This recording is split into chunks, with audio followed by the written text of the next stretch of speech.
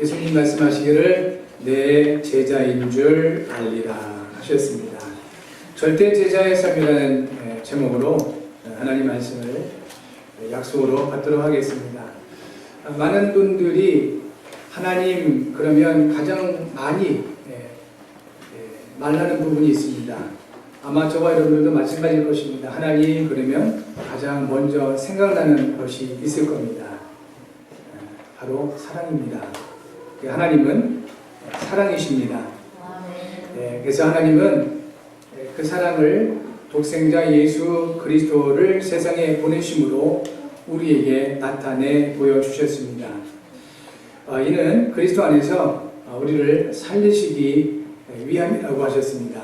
요한일서 4장 7절부터 9절에 이렇게 기록하고 있습니다. 사랑하는 자들아 우리가 서로 사랑하자.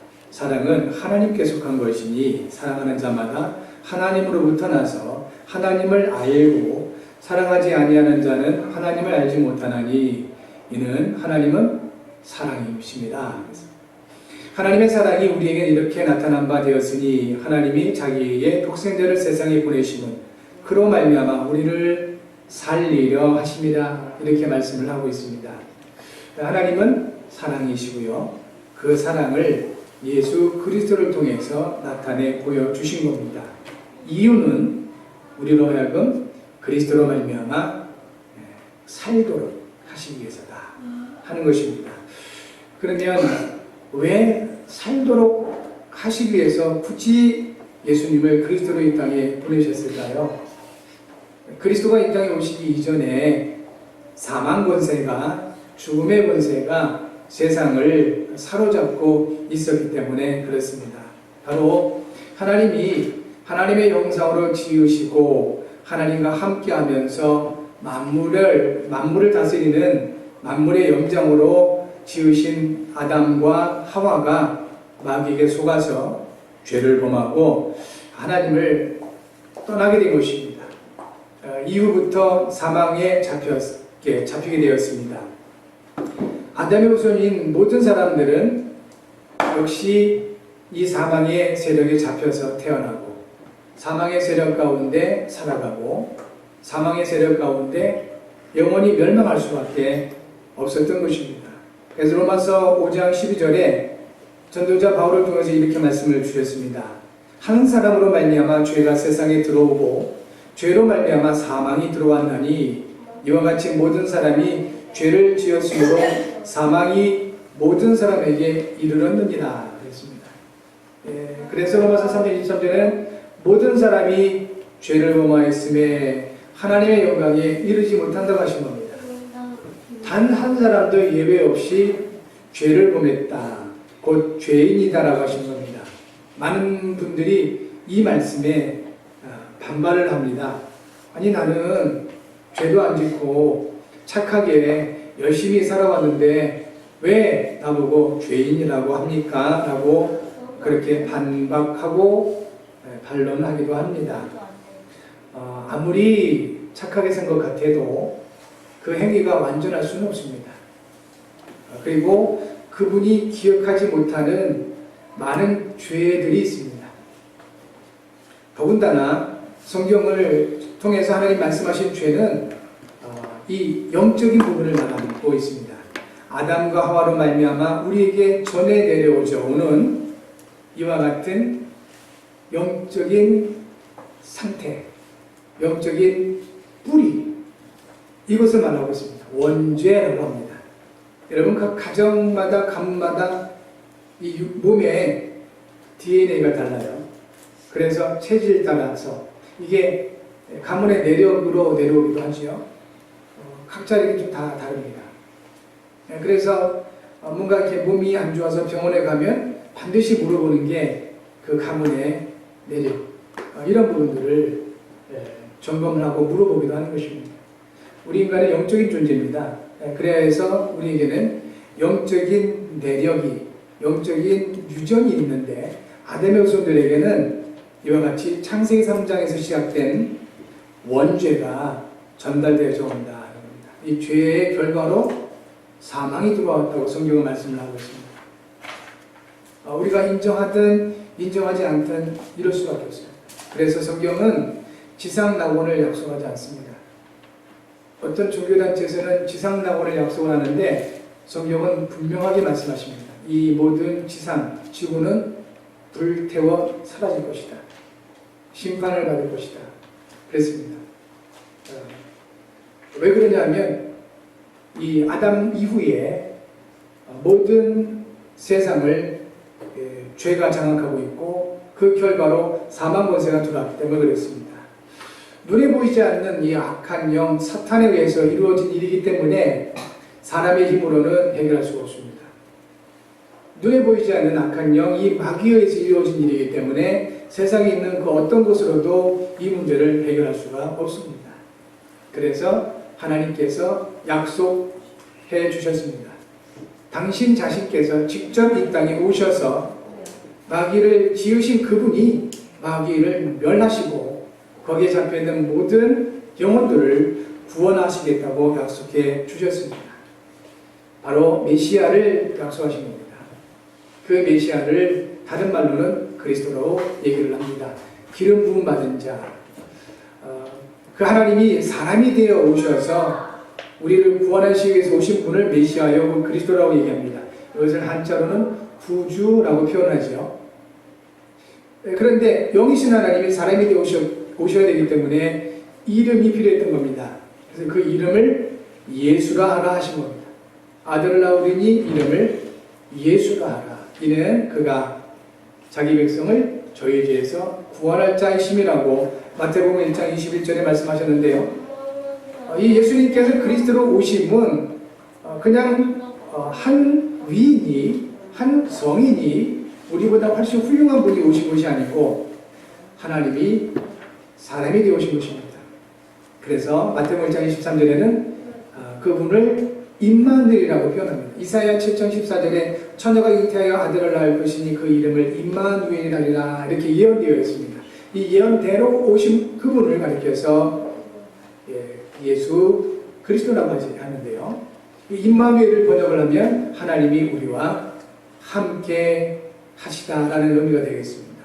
그렇다면은 우리가 예수님을 그리스도 믿는 것은 단순히 병에서 건강을 찾거나 가난해서 부자가 되거나 아니면 곤란한 문제를 해결받는 것 그 이상의 것이 있다는 것입니다. 이 같은 부분들은 일반 종교에서도 다 얘기합니다. 불교든 무속이든 아니면 모든 종교에서도 자기들의 종교를 믿으면 문제 해결받는다, 병 고침 받는다, 축복받는다, 뭐 여러 가지로 얘기를 하고 있는 겁니다. 그러면 그런 많은 종교가 부족해서 하나님이 또 다른 종교, 기독교를 주신 거냐? 그렇지가 않다는 것입니다. 그래서 저와 여러분들은 종교가 없습니다. 보통 모든 사람들이 당신 종교 뭡니까? 그러면 우리는 그냥 흔히 아무 생각 없이 기독교입니다. 나의 종교는 기독교입니다. 라고 얘기하지만 그렇지 않습니다. 하나님은 우리에게 종교를 주신 게 아닙니다. 하나님은 우리에게 복음을 주신 것이고 하나님은 우리에게 생명을 주신 것입니다. 그렇습니다. 그러니까 이 사실을 알지 못하는 분들이 모든 것들을 다 이렇게 한꺼번에 감싸서 얘기를 하다 보니까 우리도 알지 못하는 가운데 많은 종교 가운데 그래도 조금 우월한 종교, 기독교 이런 식으로 생각을 하게 되는 겁니다. 그렇지 않습니다.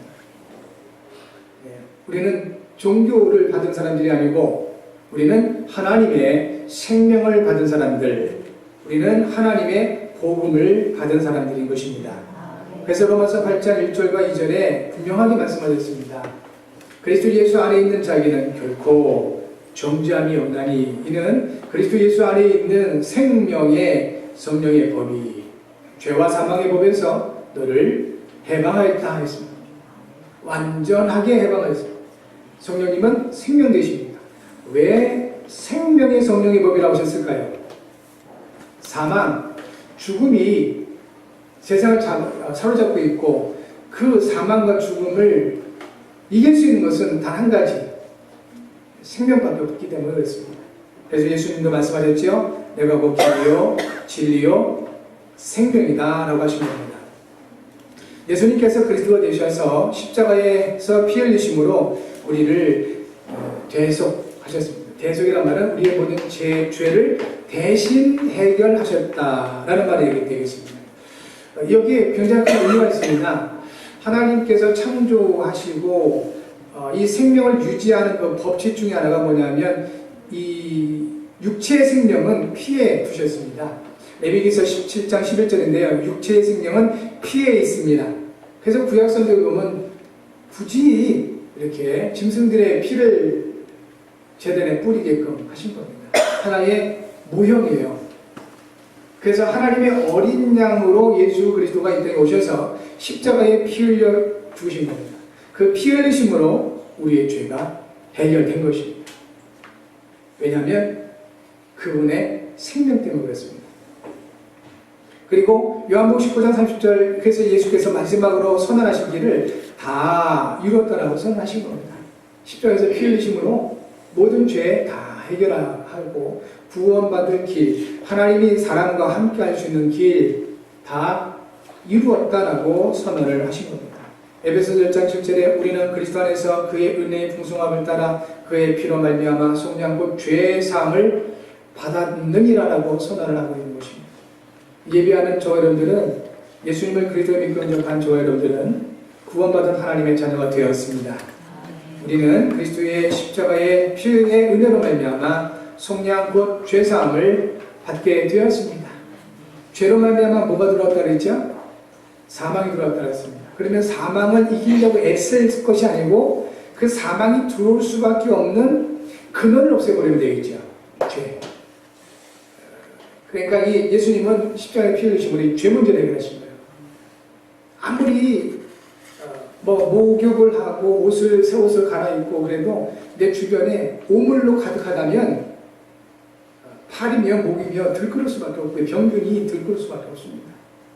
어떻게 하면 되겠습니까?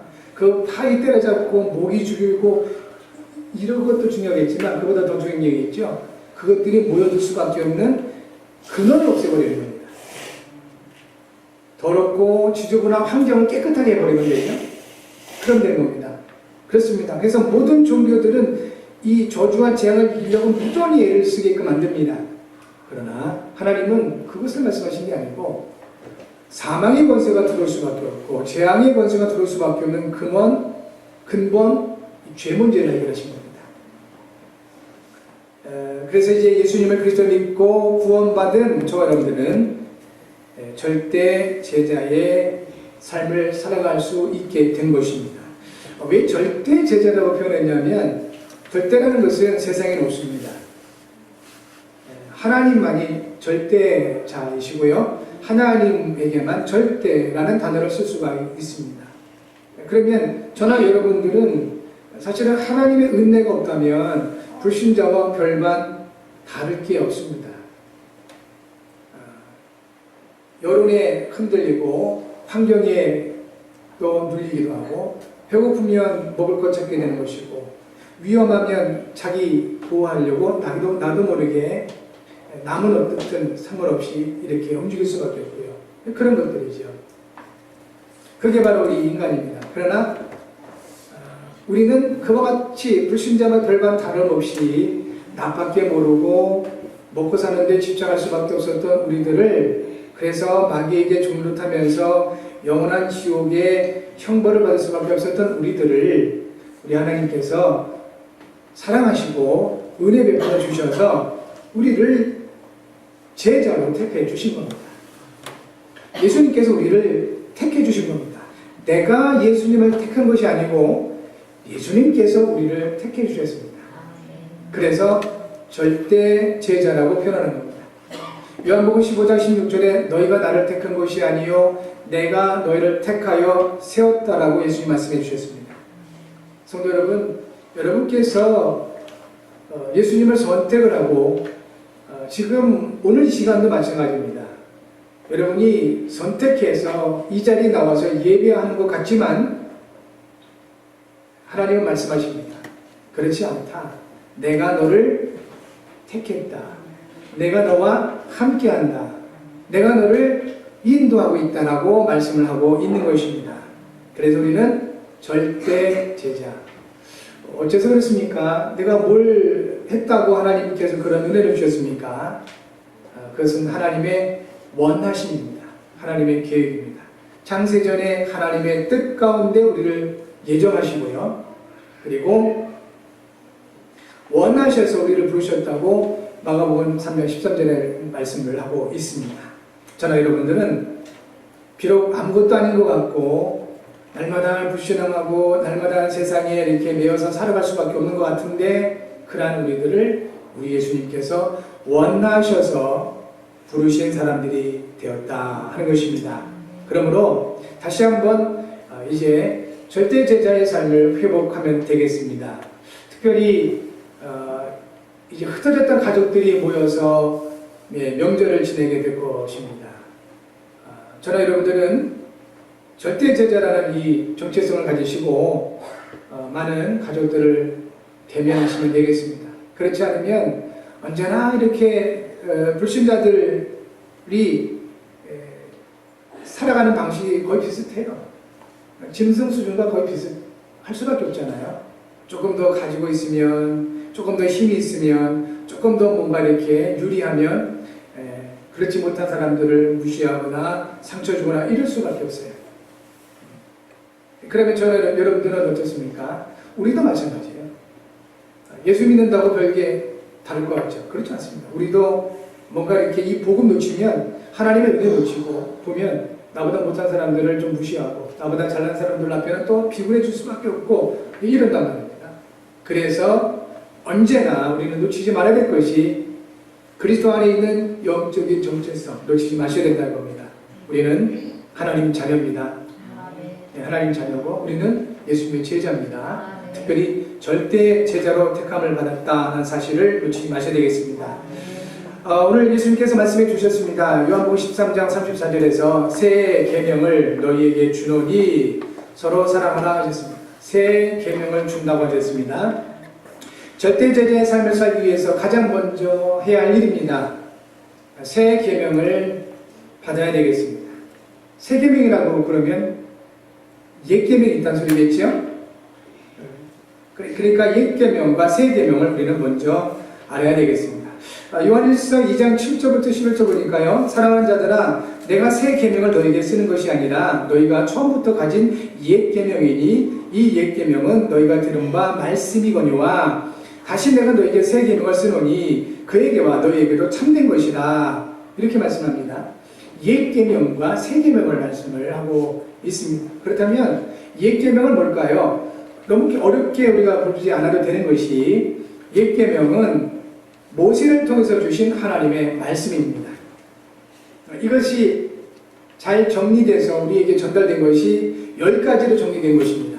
그게 뭐죠? 우리가 알고 있는 10계명이에요.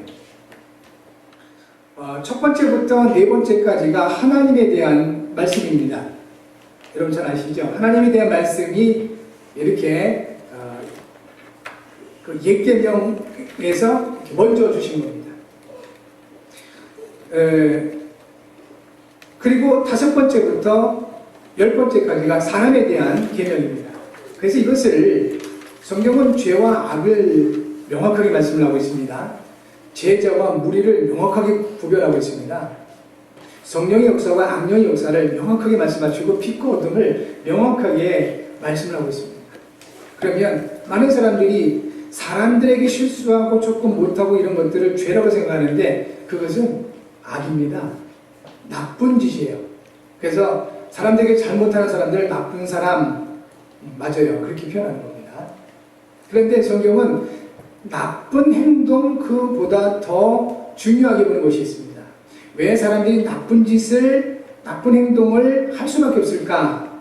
그게 바로 죄 때문이다. 이 죄는 하나님에 대한 부분을 얘기하고 있습니다. 하나님과의 관계가 무너지면 하나님을 대적하고 하나님과 하나님 말씀을 따르지 않고 살아갈 수밖에 없지요. 이것을 성경은 죄라고 표현하는 것입니다. 그래서 모든 사람이 죄를 범하였음이라는 것은 이 부분입니다. 아담과 하와가 먹지 말라고 하신 선악을 알게 나무 슈가를 먹고 역시 지금도 그 먹지 말라 하신 그 언약 하나님은 창조주시고 우리 인간은 피조물됨을 약속하신 이 부분을 놓치고요. 하나님의 자리에 앉고자 하는 겁니다. 그게 죄죠. 그래서 에덴 동산에서 아담에게는 이 약속을 주신 겁니다. 선악을 알게 나무식을 먹지 말아라. 먹는 날에는 정령 죽으리라. 이 약속을 주신 겁니다. 이 언약을 가지고만 있으면, 지키고 있으면 멸망하지 않았을 텐데요. 그런데 마귀가 이 언약을 어기도록 속이게 된 겁니다. 그 결과로 하나님을 떠나서 지옥에 그런 고통을 당하게 된 거죠. 그러면 우리 하나님께서는 그러한 같은 아담의 후손들에게 또 다른 약속을 주셨습니다. 그 약속이 뭐냐면 생명의 약속입니다. 누구든지 예수님을 그리스도로 믿고 영접하면 하나님의 자녀가 되리라. 요한복음 3장 16절 말씀하시잖아요. 하나님이 세상을 이처럼 사랑하사 독생자를 주셨으니 이는 저를 믿는 자마다 멸망하지 않고 영생을 얻게 하려 하십니다. 하나님이 주신 새로운 약속이에요. 에덴 동산에서는 사망을 걸고 약속을 하셨지만 죽음을 걸고 약속하신 하나님께서 이제 그 아담의 후손들에게는 생명을 걸고 약속하십니다. 누구든지입니다. 누구든지 선악을 알게 나무실 것을 먹으면 망해요. 지금은 누구든지 예수님을 그리스도로 믿고 영접하면 생명 얻고 구원받고 살아나게 되어 있습니다. 이 언약을 우리가 받았다는 겁니다. 자, 그러면 이것을 옛 계명과 새 계명으로 보시면 되겠습니다. 죄에 대한 먼저 부분들을 확인하는 것입니다. 그래서 하나님을 만나서 하나님의 생명 가운데 있기를 원하시는 거죠. 그러면 사람에 대한 이 부분의 첫 번째가 뭐냐면 네 부모를 공경하라 하셨습니다. 하나님에 대한 그 첫 부분은 너는 너 위에 다른 신들을 내게 두지 말라 이렇게 말씀하시고요. 사람에 대한 계명 첫 번째를 네 부모를 공경하라. 그리하면 네 하나님 여호와가 네게 준 땅에서 네 생명이 길리라. 장수를 약속해 주셨거든요. 그런데 많은 분들이 이런 명절 때에 제사를 지내잖아요. 그러면 많은 그 불신자들이 여기에 대적을 합니다. 기독교는 제사하지 못했다. 호로 자식들이라고, 불효 자식들이라고 그러는데 전혀 엉뚱한 해석입니다. 하나님은 부모님을 공경하라 하셨습니다. 그러면 부모님을 공경하라고 하신 하나님께서 제사를 지내면 부모님들이 와서 그 제사 음식을 드신다면 아마 하나님이 이렇게 말씀하셨을 겁니다. 제사를 지내라. 항상 제사를 지내라. 그것이 네 부모를 공경하는 것입니다. 이렇게 하셨을 겁니다. 그런데 네 부모를 공경하라 하신 이 하나님께서 고린도전서 10장 20절에 보니까요. 대저 이방인이 제사하는 것은 귀신에서 하는 것입니다. 제사를 하지 말라고 하십니다. 왜냐하면 부모님께 제사하는 것이 아니라 부모님을 흉내내는 귀신에게 하는 것이기 때문에. 그래서 제사를 많이 지낸 집일수록 부모님들이 와서 도와주면 잘 되겠잖아요. 근데 그렇지가 않아요. 제사를 많이 지내는 집일수록 우환이 들끓어요. 왜 그럴까요? 귀신들을 불러 모아서 그렇습니다. 귀신들은 더러운 영이에요. 악한 영들입니다. 그래서 하나님께서는 사람에 대한 계명 첫 번째를 네 부모를 공경하라 이 말씀 주신 하나님은 제사하지 말라라고 하십니다. 왜냐하면 하나님 자녀된 사람들이 망하니까 그렇습니다. 어려움을 당하기 때문에 그렇습니다. 여러분 놓치지 마시고 옛 계명 이걸 우리가 무시하는 게 아닙니다. 하나님 말씀입니다. 그런데 예수님은 우리에게 새 계명을 주신 겁니다. 새 계명을 주셨는데 단 한마디입니다. 너희가 서로 사랑하라. 예수님 앞에 있는 사람들이 누굽니까? 예수님 말씀하시는 너희라고 표현하신 사람들이 누구죠? 예수님을 그리스도로 구주로 믿고 구원받은 사람들 말합니다. 바로 저와 여러분들 말씀하고 있습니다. 그리스도 안에 있는 저와 여러분들이 먼저 사랑해야 되는 겁니다. 당연히 사랑해야 되는 것입니다. 뭐라고 표현하셨습니까? 내가 너희를 사랑한 것 같이 너희도 서로 사랑하라. 우리 예수님이 우리를 사랑하셨습니다. 우리가 참 착하고 순종하면서 그래서 우리를 사랑하셨을까요? 로마서 5장 8절에는 이렇게 말씀합니다. 우리가 아직 죄인 되었을 때 예수 그리스도께서 죽으심으로 하나님께서 우리를 향한 자기의 사랑을 확증하셨습니다. 내게 참 잘해주시는 분에게는 나도 잘해줄 수 있지요. 나를 지극히 인정해주고 공경하는 사람에게는 나도 잘해줄 수가 있지요. 그거는 사람의 사랑이에요. 조건적인 사랑. 하나님은 조건이 없는 사랑을 해주셨습니다. 그래서 이 사랑은 우리에게 속한 것이 아닙니다. 사랑은 하나님께 속한 것이다. 그 하나님께서 지금 저와 여러분과 함께 하신 겁니다. 이것을 우리가 놓치지 마셔야 됩니다. 그리스도께서 저와 여러분과 함께 하시면서 내가 할 수 없는 그 사랑을 그분이 우리를 통하여 나타내 보이시기를 원하시는 것입니다. 성도 여러분, 우리 예수님께서 우리를 위하여 십자가에서 피 흘려 죽으시기까지 부활하셔서 우리와 성령을 함께 하시기까지 우리를 사랑해 주셨습니다. 우리를 구원해 주셨습니다. 우리가 그렇게는 못하죠. 우리가 그리스도가 아니니까 우리 힘으로는 가능하지 않습니다. 그러니까 적어도 우리는 한 영혼, 사람에 대한 소중함을 가질 수 있어야 된다는 것입니다. 그래서 우리가 그를 위해서 내 삶을 내어주고 내 피를 내어주고 내가 죽어주고 이렇게는 못한다 할지라도 내가 그 영혼들을 위해서 마음에 담고 기도는 할 수가 있는 거 아니겠습니까? 정말 내 사랑이 아닌 내 인간적인 사랑을 줘봤자 이건 조건적인 사랑이니까 오히려 상처를 줄 수밖에 없어요. 나와 함께 하시는 그리스도의 사랑을 나누어 주시도록 우리는 기도하는 것입니다. 여러분 기쁜 기도가 되어지는 이번 명절이 되시기를 바랍니다. 영혼들을 위해서 가족들을 위해서 깊이 기도하시면서 인도받으시는 여러분 모두가 되어지기 바랍니다. 새 계명입니다. 두 번째 절대 제자의 삶을 위해서 우리는 사람을 바르게 보아야 되겠다 하는 것입니다. 결국 이 사랑은 사람을 향한 것입니다. 짐승을 향한 것이 아닙니다. 개나 고양이 사람보다 더 사랑하는 분들 많은데요. 이거는 하나님의 그 계획과는 정면으로 배치된 겁니다. 자연을 사랑하고 사람보다 자연을 사랑한다. 그게 우상숭배입니다.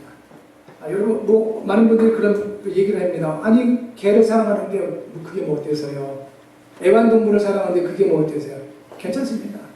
단지 사람보다 영혼보다 그 짐승이나 자연을 더 소중히 여긴다. 물질도 마찬가지고 명예도 마찬가지고 지식도 마찬가지입니다. 영혼보다도 사람보다도 그것을 더 소중히 여긴다면 하나님은 뭐라고 말씀하시냐면 그것 자체가 우상숭배다. 그렇게 말씀하십니다. 우상숭배는 원하든 원하지 않든 사탄의 통로가 됩니다. 악한 영들의 역사는 통로가 될 수밖에 없어요. 그래서 우상을 숭배하는 것을 철저하게 배격합니다. 성도 여러분, 사람을 생각하시기 바랍니다. 사람을 소중히 여길 수 있는 은혜가 있기 바라고요. 영혼에 대한 그 하나님의 마음이 여러분에게 풍성하게 채워지기를 주의 이름으로 축복합니다. 사람을 하셔야 되겠습니다. 사람은 하나님의 형상으로 지음받은 존재입니다. 그 무엇보다도 소중한 것이 사람입니다. 여러분 개인들을 하나님은 그렇게 소중하게 보신다는 겁니다. 그런데 이 사람들이 아담의 후손이기 때문에 어쩔 수 없이 영적인 문제에 시달릴 수밖에 없습니다. 그러니까 가족이라든지 친척이라든지 이렇게 만났을 때 꼭 그런 사람들이 있잖아요. 남을 전혀 배려하지 못하고 상처를 받든 못하든 그냥 자기 잘났다고 막 떠들거나 이런 분들이 꼭 있어요. 그런 사람들 보면서 비난하거나 비판할 것이 아니고 저것이 영적인 문제구나 이렇게 보시면 됩니다. 그래서 저 사람에게도 복음이 필요하구나, 하나님의 사랑이 필요하구나. 왜 자꾸 자기 자랑을 할까요? 인정받기 위해서잖아요. 사랑받기 위해서. 그게 없다는 겁니다. 그럴수록 그렇게 표현할 수밖에 없는 것이죠. 그러면 우리는 그거 보고 상처받으면 더 안 되잖아요. 복음 가지고 있는 우리들이 그런 모습을 보면서 상처받고 분노하고 이런다면 더 문제잖아요. 이런 부분을 보면서 우리는 그분들을 위해서 기도하고 내 안에 있는 그리스도의 사랑을, 하나님의 사랑을 나눠줄 수 있어야 되겠다 하는 것입니다. 이것 때문에 그리스도께서 저와 여러분과 함께 하십니다. 그리스도는 모든 것을 새롭게 하십니다. 저나 여러분들을 이미 새롭게 하셨습니다. 그리고 앞으로도 계속 새롭게 하실 것입니다. 고린도후서 5장 17절에 누구든지 그리스도 안에 있으면 새로운 피조물이라 이전 것은 지나갔으니 보라 새 것이 되었도다라고 하셨습니다. 여러분 날마다 새로운 은혜, 날마다 새로운 하나님의 사랑, 날마다 새로운 하나님의 능력 가운데 승리하시는 여러분 모두가 되실 줄 믿습니다. 마지막 세 번째 절대 제자의 삶을 위해서는 반드시 알아야 할 것들이 있는 것이죠. 그 첫 번째가 바로 우리가 지금까지 말씀 나눴던 사랑입니다. 하나님이 주신 나를 향한 사랑을 먼저 알아야 되겠다 하는 것입니다. 하나님이 다른 사람들을 사랑하시고 모든 인류를 사랑하시지만 특별히 나를 사랑하십니다. 믿어지는 은혜가 있기 바랍니다. 한번 믿음으로 한번 고백해 주시면 감사하겠습니다. 하나님은 나를 사랑하십니다. 맞죠? 하나님 여러분 개인계를 사랑하십니다. 이 믿음을 가지고 몇 분 한번 축복하시고 인사 나눠주시면 감사하겠습니다. 하나님이 성도님을 사랑하십니다. 네, 하나님이 주신 나를 향한 그 사랑을 알아야 되겠다 하는 것입니다. 로마서 13장 10절에 사랑은 이웃에게 악을 행하지 아니하나니 그러므로 사랑은 율법의 완성이니라 했습니다. 아무리 행위가 완전해도 이 그리스도를 통한 하나님 사랑이 없으면 그 율법 가지고 남을 정죄하고 비판할 수밖에 없는 겁니다. 그런데요, 그리스도를 통한 이 사랑이 내게 들어오면 율법의 완성이 되어버린다는 겁니다. 그러니까 베드로전서 4장 8절에 무엇보다도 뜨겁게 서로 사랑할지니 사랑은 허다한 죄를 덮느니라 했습니다. 그리스도의 사랑으로 여러분 먼저 채우시기 바랍니다.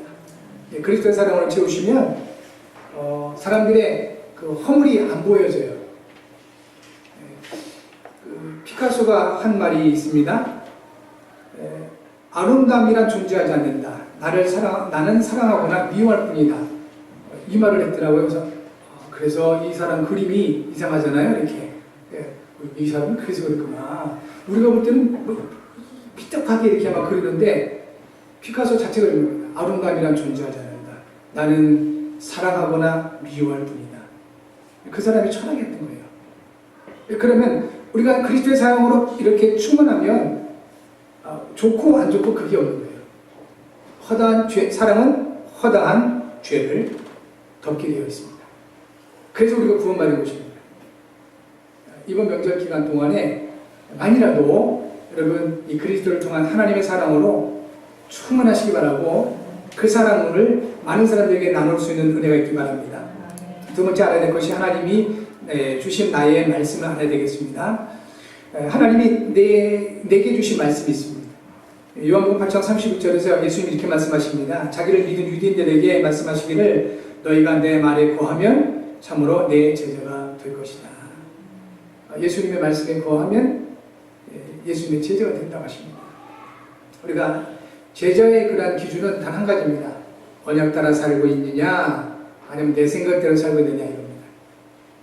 하나님의 언약, 말씀을 통한 약속 따라 살면 성격, 성품 상관없습니다. 하나님 그거 아셔요. 우리를 만드신 분이기 때문에 뭐 착하다, 아니면 좀 거칠다 상관없습니다. 하나님 말씀을 따라 사는 사람들을 향해서 하나님 말씀하시기 너는 내 제자다 라고 하시고요. 그 말씀을 이루어 가신다고 하십니다. 마지막 세 번째는 하나님이 주신 성령의 역사를 알아야 되겠습니다. 왜냐하면 우리의 힘으로 말씀을 따라 살 수가 없기 때문에 그렇습니다. 우리의 능력으로는 절대 제자의 축복 가운데 있을 수가 없습니다. 우리는 질그릇과 같은 존재이기 때문에 약간의 충격만 받아도 약간의 어떤 그 감격만 받아도 뭉그러져요. 여러분 질그릇 아시잖아요. 물에 젖으면 이게 풀어져버려요. 그냥 흙이기 때문에 세상의 문화와 어떤 세상의 즐거움 속에 푹 빠져들어가면 어느새 우리는 녹아져버려요. 그렇기 때문에 이게 우리 인간입니다. 그래서 언제나 우리에게는 성령의 능력이 필요한 것입니다. 에베소서 4장 3절에 평안에 매는 줄로 성령이 하나 되게 하신 것을 힘써 지키라 하셨습니다. 성령 충만 받으시기 바랍니다. 성령께서 여러분과 함께 하십니다. 권능으로 역사하실 것입니다. 그래서 이번 한 주간에 매일 그리스도 통한 하나님의 사랑을 확인하시고 누리시기 바라고요. 나는 절대 제자다라고 그러한 믿음의 고백을 해주시면 바로 이것이 영적인 서밋의 자리에 서는 겁니다. 이런 것에서 모든 주어진 현장에 영적인 서밋으로 절대 제자의 삶을 살아가시는 여러분들과 되어줄 줄 믿습니다.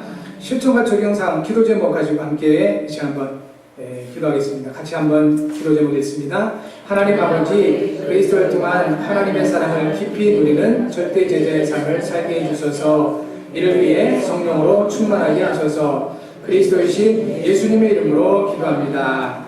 아멘. 시간 한번 1분만